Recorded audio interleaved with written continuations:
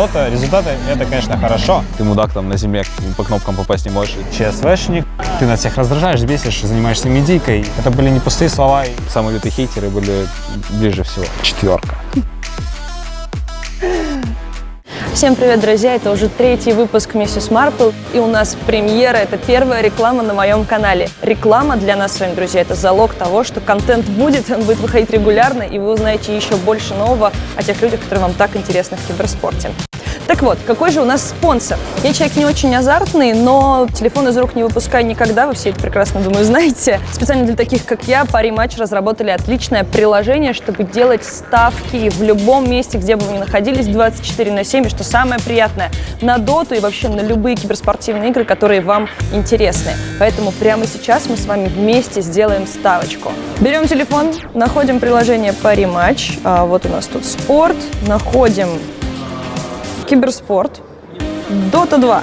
В категории Dota 2 находим вкладку «Эпицентр», который сейчас как раз идет. Думаю, что из названия к 3-му выпуску вы уже понимаете, что ставить я сейчас буду на команду Na'Vi. Надеюсь, что они обыграют Pain 2 мая. Я уже успела посоветоваться насчет коэффициентов с капитаном своей команды. Он знатный специалист в этом вопросе.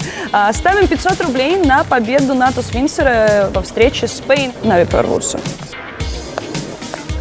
Готово, а теперь ждем, пока Илюха покажет 2 мая класс. Если вам нравится мой контент, делайте так же, как я, скачивайте приложение Parimatch в Apple Store, а те, у кого Android, можете воспользоваться ссылкой в описании к этому видео. Тем более, если вы регистрируетесь по ссылке из описания, вы получаете жирнейший бонус от меня до 100% от депозита. Все, пацаны, делаем ставки, зарабатываем изи бабки и помогаем мне делать контент.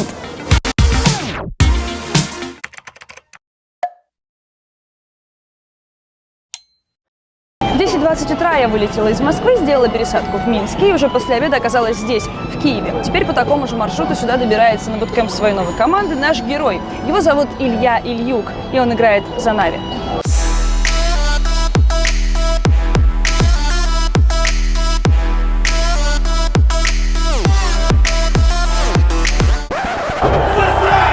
Последний раз в этом прекрасном городе, в котором отовсюду играет музыка, мы были с тобой оба на Киевском мажоре. Да. Все верно. Последний раз мы вместе были здесь, в Украине.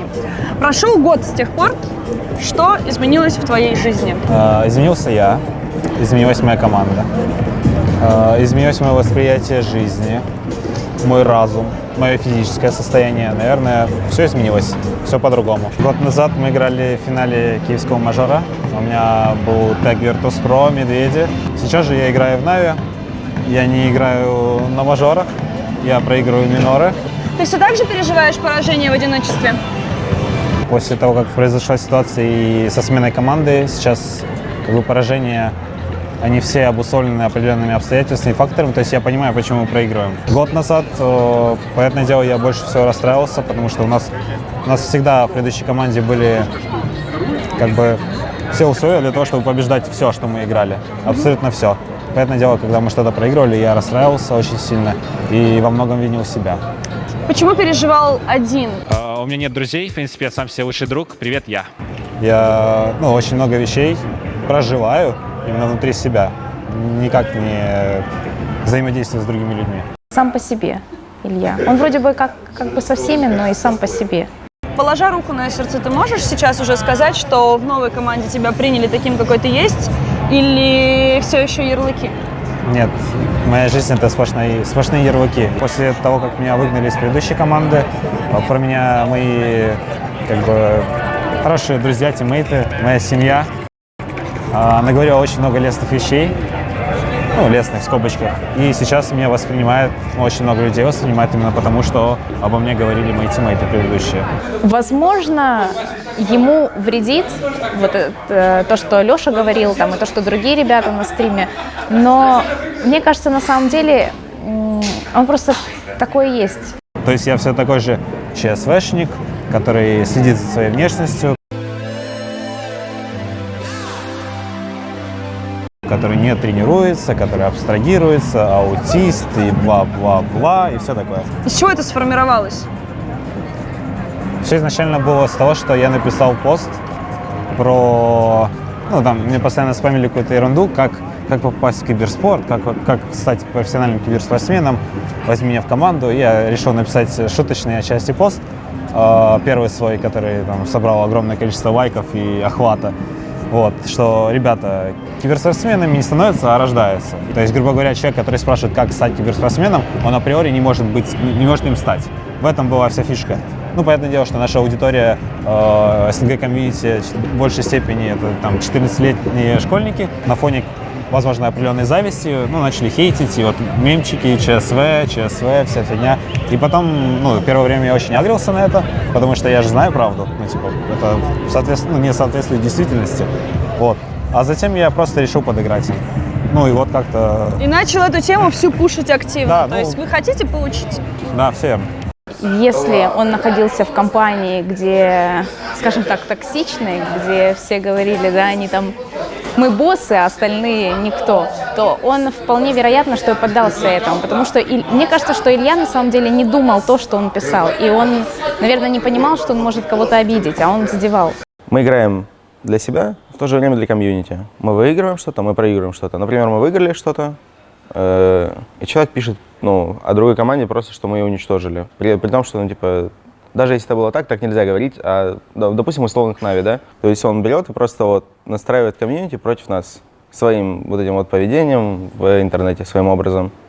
Почти все горели с него, и все писали, что вот не было бы его Virtus.pro, мы бы за вас еще топили больше.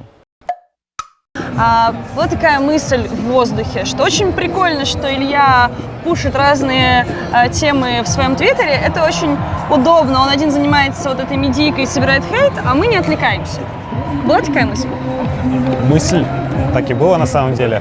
Любые там съемки или интервью или еще что-то, вместо того, чтобы там дергать Рому или там Вову, которых это очень жестко напрягало, потому что им всегда хотелось играть доту, а не сидеть и снимать на камеру что-то, меня отправляли. В какой-то степени, ну, я выполнял их работу, да, ну, если говорить профессиональным языком, но так, да, просто ребята не отвлекались, я всем этим занимался, и постфактум оказалось, что я делал это очень зря. То есть работа дотера, я так понимаю, в том, чтобы играть в доту, и ровно точно так же в том, чтобы заниматься медийными вопросами, правильно? Все верно. Вот я прошу Илюха, нужно там сняться для влога. Он никогда не откажет, потому что он понимает, что это часть его работы, потому что он понимает, зачем это нужно, он понимает, куда он попал. Он попал в Нави. Это организация, которая строится в том числе и большой упор на медийку. Каждый раз, когда я приходил в команду, и, собственно, когда я начинал свою карьеру дотерскую, мы всегда приходили, собирались всей командой, приходили все менеджеры, главный наш, Антон, и приходил главный менеджер по медиа и говорил: ребята, дота, результаты — это, конечно, хорошо, но очень важно, и чуть ли не самое важное, всегда заниматься своей медийкой. И, в общем-то, я этим и занимался. Но, да, как показывает опыт и практика, зря я этим занимался. Перестарался. Немножко. Ну, ты, по сути, своей медийкой, точнее, твиттером, ты развязал такую информационную войну между ключевыми лицами в СНГ-доте в этой ситуации. И, собственно, вопрос, зачем? Наверное, отчасти из своей детской глупости. Наверное, отчасти что-то я сказал на эмоциях. Я написал этот пранк, который зашел слишком далеко, а дальше я не помню, чтобы я разжигал что-то. Дальше все как в тумане. Да, дальше все как в тумане, я не помню ничего. Со стороны некоторым людям казалось, что ты в тот момент решил, знаешь, захайпить на ситуации, пока это еще было актуально, и максимально из-за нее что-то выжить. Верно такое утверждение? Было такое хоть чуть-чуть, доля? Не знаю, ну, отличный инфоповод, да, если говорить со стороны медиа, если смотреть с этой точки зрения. А так, похайпить на своем кике, вызвать какое-то сочувствие, поныть, не думаю. Люди решили вступиться на мою сторону, потому что сколько бы хейтеров у меня не было, я всегда был за свою команду. Я всегда говорил «мы». Ну, то есть я не выделял, что вот я классно сыграл, а вот команда там браки. Я всегда говорил мы семья, мы вместе к чему-то придем. Всегда в какой-то степени боготворил. Говорю, что у меня вот, типа, коры супер жесткие, типа, самые сильные. Типа, Паша супер, там, ну, типа, классный чувак, он супер позитивный, атмосферный. И мы, типа, мы друзья, мы больше, чем команда. Есть Леша, который супер классный лидер. И вообще я его очень сильно уважаю, хочу выиграть для него инт. Спасибо тебе большое, что взял меня в команду, и мы здесь находимся на инте. Это были не пустые слова, и я не пытался там как вот подмазаться или еще что-то. Это было то, что я искренне в это верил. И, соответственно, когда происходит такая ситуация, у людей происходит определенный резонанс, диссонанс, ну, в общем, несоответствие. Как так? Вот парень, который был всей душой и всем своим существом за вот этих ребят. Всем своим Да, ЧСВ. да. А потом его просто говорят: чувак, типа, да это мы тебя вон в детдом отдали, ты типа никому не нужен. Нет больше семьи, все. В детдом отдали. А как вообще с Романом Дворянкиным у вас отношения после всей этой перепалки? Да, Рома классный парень, дядька. Вот, я с ним очень в хороших отношениях. Он мне на самом деле очень во многом помог. Не только касаемо игры или карьеры, или, ну, то есть нашей профессиональной деятельности, а вообще, как, ну, по-человечески. Как он себя преподносит публике, или там в том же Твиттере, или там в интервью, это немножко другой Рома Дворянкин. Я его знаю с другой стороны. Рома из Твиттера такой, который общается с Ильей из Твиттера? Все верно. Да? Это очень хорошо подмечено, да. Скажем так, это все происходило в публичном поле, где-то он что-то сказал на эмоциях, где-то, безусловно, я что-то сказал на эмоциях. Это, в принципе, не влияет на наши человеческие отношения. Мы довольно хорошо с ним общались в его бытность в Virtus.pro, и я не видел для себя причин. Лично мне он не сделал ничего плохого, а работу и личную жизнь я, в принципе, стараюсь делить. Кто был первым, кому ты рассказал о Кике? Как это было? Приехал Рома Дворянкин, и мне сказали: чувак, типа, мы не выиграем с тобой инт. Я эту фразу запомнил. Ты нас всех раздражаешь, бесишь, занимаешься медийкой, не играешь в доту, бла-бла, и там все по сценарию, тот самый список.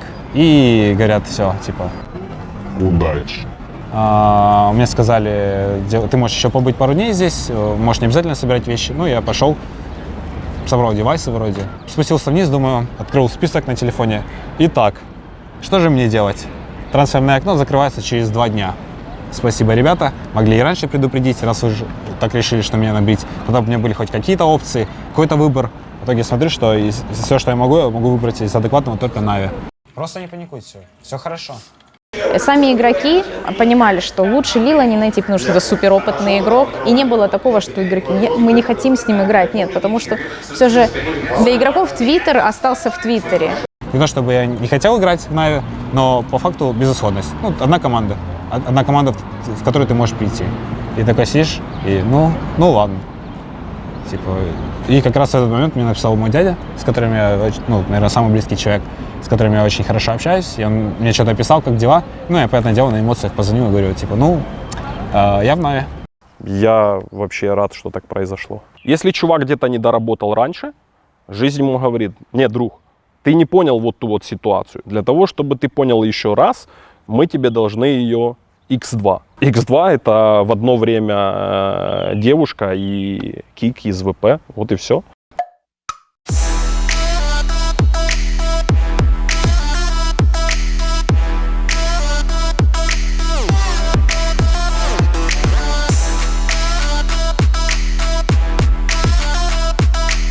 Конец января. Ты расстаешься со своей девушкой, и через неделю примерно после этого ты расстаешься со своей командой. Ты это как-то между собой связываешь? Я очень много вкладывался, я так считал, я до сих пор так считаю, и в отношения с командой, и с девушкой, и больше нет меня, потому что, нет ничего. Поэтому как-то так. Я просто знаю, что и парни говорили, что ты слишком много внимания уделял в какой-то момент своей девушке, и типа чуть ли даже не из-за этого у тебя были какие-то с ними проблемы. У меня с ними проблем не было, это у них были проблемы со своим восприятием. Возможно, это как-то аффектило, что я немножко больше уделял времени ей, это нормально, и меньше немножко доте. Все-таки, когда ты всю свою сознательную жизнь играешь в компьютерную игру, ты в определенный момент начинаешь понимать, что, нужно развиваться каким-то образом социально, потому что общение с людьми, оно весьма ограничено, и ты общаешься только с тиммейтами и с компьютерной игрой. Поэтому я решил как-то с определенного момента балансировать, развиваться умственно, читать книжечки, развиваться физически, развиваться социально. И, в общем-то, мне казалось, что у меня получается.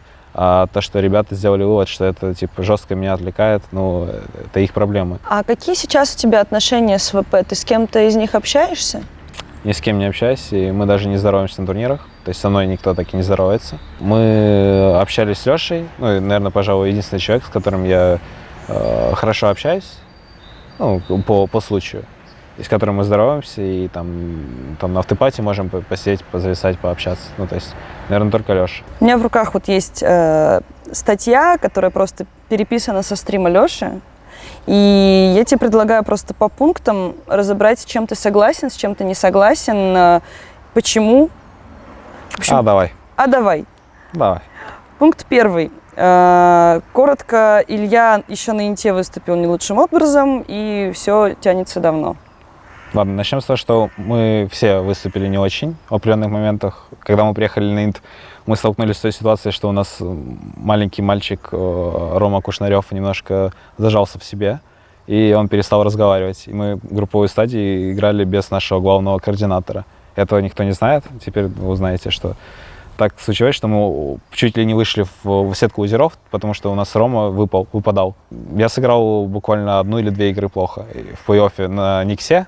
Вот, а до этого я игры все хорошо отыграл, можно посмотреть демки, где я на Болонаре там катал пацанов, где почти во всех играх Early Game выиграл, поэтому я абсолютно не согласен с тем, что я плохо на Инте сыграл. Я помню, да, Рамзик в один момент закрылся немного, но по итогу он открылся в плей-оффе и начал все так же делать. А Илья в плей-оффе, ну извините, конечно, но там половина его игр, кроме Болонара, наверное, это просто вот так. Что после Интернешнала у нас не было никакого обсуждения, но мы все прекрасно понимали, что кто-то из нас сыграл лучше, кто-то хуже. Неважно, кто это был, мы не выиграли Инт, значит, что-то не так. То есть они рассказывают, мы после Инта, они взяли то, что мы хотели. Гамбург они берут 1 место. Потом они берут без Лехи Саммит. Я не вижу логики. Вот просто я не вижу логики. Вы это все красиво для комьюнити преподнесли и сказали, что, блин, чувак просел, еще были вопросы перед Интернешналом. Так как вы тогда, если вы так просели, так все это, какого вы берете первое? И вы играли на Гамбурге за 1 место с кем? Секрет, на секундочку. Мы все понимали, что что-то не то. Вот мы выиграли Гамбург, но мы выиграли его как-то неестественным образом, честно говоря, потому что то ли команды плохо были подготовлены к нашим пикам, агрессии и так далее, то ли они просто плохо играли какие-то ликвид после Инта, расслабленные полностью. У него был месяц, чтобы пересмотреть свое видение и поменьше заниматься медийкой. Мы отыграли 3 турнира, 2 турнира без Леши. Отлично отдохнул Леха. Мы вообще поехали на турниры только потому, что он захотел. То есть не то, что мы прям горели поехать в Макао или куда мы там ездили. Ну, Леша типа зафорсил, типа, гоу, пацаны, поехали, я хочу там побывать. И в итоге он слился. Не было типа такого, что я сижу, и Леха, типа, мне там звонит, мы 1-1 с ним общаемся, и Леха говорит: Илюха, типа, мы тобой недовольны, у тебя есть ровно месяц, либо исправься, да, либо мы тебя посылаем нахер. Такого не было. И даже близкого к этому. У нас капитан просто максимально сильно сгорел с Ильи. Вот серьезно, вот. Такого я еще не видел, чтобы человек просто во время игр, откровенно говоря, просто забил.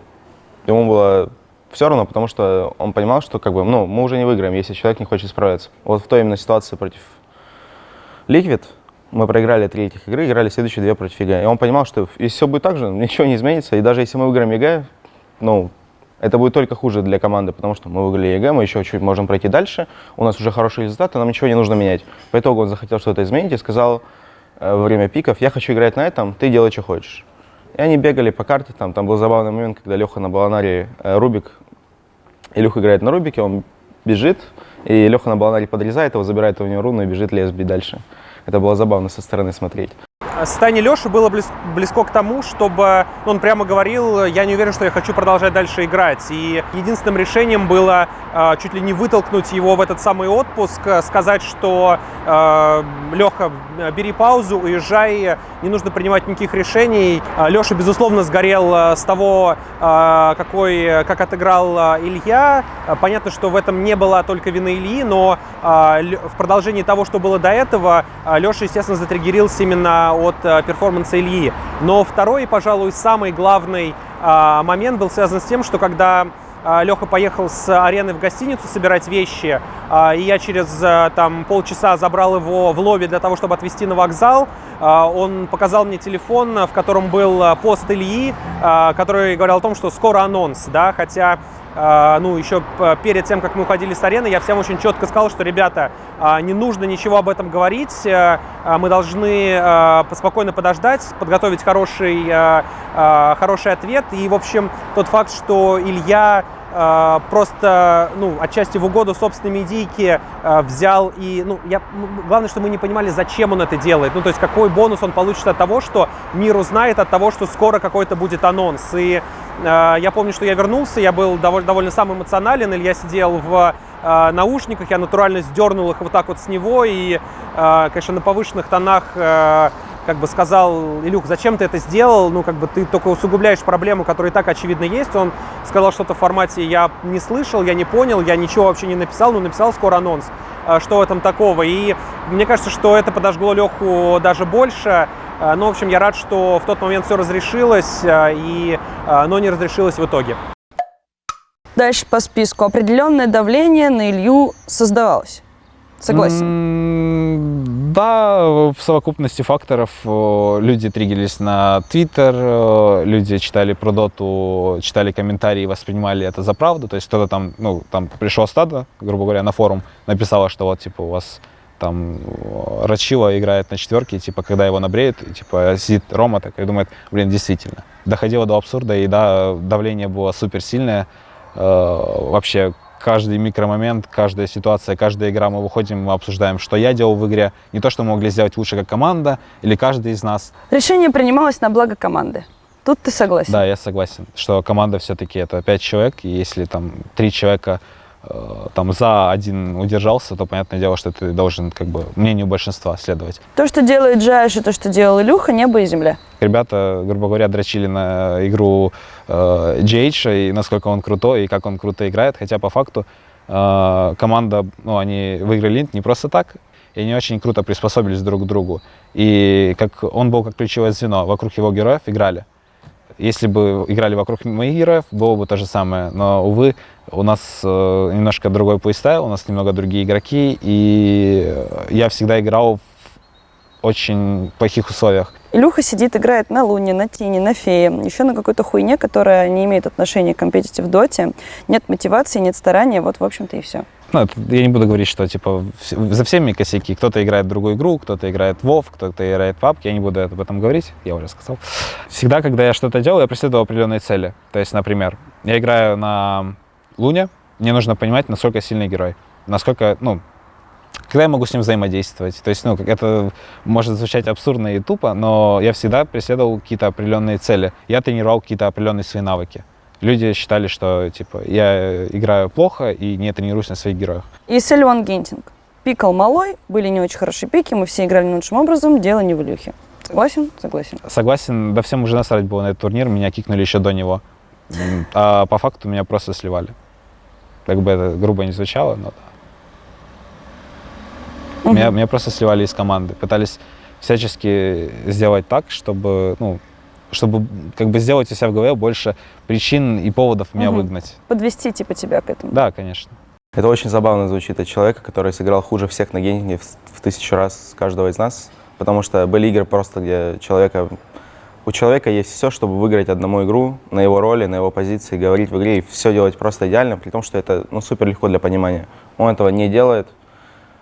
И это просто вот так вот. Ты выходишь после игры, мы играли против Secret, просто привожу рандомный пример. Их было, парочку точно было. Он был на Тускаре, я сделал уже First Blood, у меня уже 2-0 Candice Profit. И просто все нужно сделать, это стоять в миде со мной. По итогу он делает самое худшее решение из всех, идет в топ и проигрывает нам этим игру. Мы могли выиграть после этого, мы всегда можем выиграть. Мы настолько сильные игроки и команда, что мы в любой ситуации можем справиться. У нас хороший капитан, координация, и при этом мы все умеем нажимать кнопки почти идеально в любой ситуации. Но он просто берет и выбирает самое худшее решение для команды. Не было так, что мы его съели на гентинге. Мы ему давали последний шанс на гентинге. Это была последняя критическая точка. Если бы мы выиграли гентинг, и что-то бы изменилось, естественно, мы бы не меняли состав, потому что нам не было... мы не знали, как будет с Роджером. А зачем нам идти на такой огромный риск, не зная последствий по итогу? Мы и так на него пошли по итогу, потому что, посчитали, что так будет намного лучше, потому что всем, что у нас было до этого, человек не изменился абсолютно, еще стал при этом еще, как ни странно, хуже и вести себя и так далее. Тогда мы просто не увидели смысла оставаться в этом составе, и все. Я так и не смог поговорить с Илюхой лично и объяснить все это. Тут понятно, что не с чем согласиться или Я не могу просто согласиться. комментировать, я могу не Да. только соглашаться или не соглашаться. Ну, меня выгнали из команды, я с Лешей так и не общался, для меня это было странно, то, что мне вообще это преподнес Вова, который на самом деле был меньше всего как-то в этом задействован, извини, Вован. Мой кик зафорсил Рома и Паша, как бы это странно не звучало, хотя не знаю, почему Паша, потому что я всегда к нему У вас же с хорошо Пашей какие-то относился. старые давние Да, отношения ну, были. мы довольно, типа, были близки, и, типа, я хорошо общался с его девушкой, и мы постоянно проводили время вместе, и я всегда там, когда Паша даже там косячил каким-то образом, я всегда его прикрывал, и, типа, для меня это было странно, что он вот резко меня возненавидел, прям вот всем своим существом показывает, как он меня ненавидит. Да, Леша со мной не поговорил, потому что ну, у него не было возможности, у нас был отпуск. 2 месяца спустя мы все-таки с ним пообщались в Катовице на автопати. Ну, и уже как бы, когда это стало все менее актуально, когда нет уже каких-то эмоций, там, ненависти, вражды, вот все это как бы затихло. И тогда мы нормально пообщались. И да, я вот для себя какие-то выводы сделал. Всегда думал, что самые лютые хейтеры, они сидят вот там вот на форумах и в комментариях. А по факту оказалось, что самые лютые хейтеры были ближе всего. Вот это, наверное, самое, не знаю, обидное, вот до глубины души обидно. Это был реально для него большой стресс, потому что я знаю, как он к ним относился. В принципе, я знаю, как и они к нему относились. У меня был шок, потому что эти люди так поступили. Ну, вот я никогда не ожидал от этих людей, что они могли так сделать. Да, мы это делали за спиной Ильи, но мы посчитали, что если мы будем говорить это в лицо ему, а он такой человек у нас эмоциональный, невосприимчивый, критики абсолютно почему-то человек. Мы обсудили это вчетвером с коучем и менеджером, и даже с Ромой, я помню, мы это обсуждали. То есть все вместе. Это не выглядит, как мы все против него. Мы обсуждали это, чтобы ему не было хуже от этого всего обсуждения. И сказали, что надо давать ему как бы еще шанс. Мы дали ему последний шанс. Гентинг это был по итогу. И человек абсолютно ничего не изменил. Он еще даже хуже играл. Что ты сейчас к ним испытываешь? Каждому из них, наверное, даже вот так. Не знаю, возможно, какое-то непонимание, вот, ну, почему они так себя ведут и почему они меня вот так воспринимают и так ко мне относятся. Наверное, все. То есть я не испытываю никакой злости, опять же, я их не осуждаю, но каких-то положительных моментов только когда начинаю задумываться, то есть начинаю вспоминать какие-то приятные моменты, где мы там выиграли китайцев на Инте, или там выиграли мажор, или что-то, или как мы проводили вместе время, и мне становится приятно на душе, и я понимаю порой, что вот мне этого не хватает, что я вот скучаю. С такими людьми приходить к тому, к чему Илья хочет прийти, я бы точно с ними не шел дальше. Мы всегда друг за друга помогали друг другу, после каждой КВшки и так далее. Конечно же, мы дружили. Мы были дружны, мы были при этом командой. В конце, по итогу, мы выбрали команду, потому что это слишком очевидно. Ты игрок, в первую очередь, в команде. Неважно, друг ты или брат, или, я не знаю, сестра.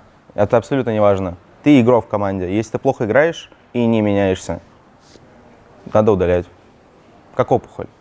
Virtus.pro, ребята, со стороны, мне кажется, они действительно более активные, агрессивные, скажем так. А Нави же это такая дружная семья, здесь все стараются друг друга не обидеть, то есть вот какое-то проявление уважения постоянно. Поэтому мне кажется, именно по темпераменту Илья очень хорошо зашел в Нави. Роджер, лучшая четверка? Наверное, Роджер лучшая четверка в глазах команды Virtus.pro. У тебя уже были конфликты с кем-то из Нави? Когда я пришел в команду Нави, я, возможно, где-то перегнул палку и неправильно себя спозиционировал. Вот, и я все пытался у Дани отжать капитанство, лидерство и драфты. И на почве этого у нас достаточно много было конфликтов, мини-конфликтов. Но потом мы все дружно сели пообщались, я с ним лично пообщался, поэтому я поменял свои отношения, поменял свое поведение, в первую очередь. Я перестал вести себя как мудак, наверное. Почему ты думал, что ты должен быть капитаном, а не Даня? Почему тебе хотелось брать все в свои руки? Ну, наверное, отчасти из-за того, что я пришел в команду, и я не увидел человека, который может реально взять всех и повести за собой. Даня, он очень крутой человек, очень хороший игрок, но он не может там просто взять и сказать: ребята, мы сейчас будем делать так, как я сказал. И, то есть такого не произойдет, он не такой человек. Он не может по какой-то там ерунде просто, грубо говоря, разъебать. Я знаю хорошо Даню, он такой человек, что если он будет понимать, что для команды лучше, чтобы Илюха капитанил, он пойдет на это и без вопросов пойдет. Насчет Ильи я пока не знаю, как он себя будет проявлять, потому что у него тоже есть часто, знаешь, мнение определенное, он не хочет, может быть, соглашаться с другим. С одной стороны, он может иногда там прогнуться под команду, как он рассказывал, что он в Virtus.pro, вот так вот он прогинался под других людей, потому что понимал, что так важно для команды. Сейчас же он уже, может быть, не с такой охотой это делает, потому что у него же тоже есть личные амбиции, он хочет достичь большего, и где-то он гнет свою линию. Илья Ильюк – это будущая звезда или чемпион?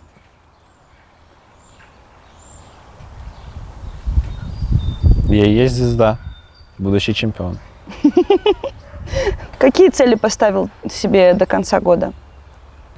До конца года? Ой, блин, на самом деле сложно. Сейчас попытаемся отобраться на Инт. Приложу максимум усилий, чтобы туда попасть через Open Qual. Возможно, переехать в другую страну, купить машину, дом, не знаю, раскачаться, набрать вес, познакомиться с достойной девушкой. Горячая линия, телефон. Звоните. Спасибо за рекламу. Спасибо тебе большое за то, что ты сегодня так открыл свою душу. Было очень круто. Спасибо. Кулачочек. 4.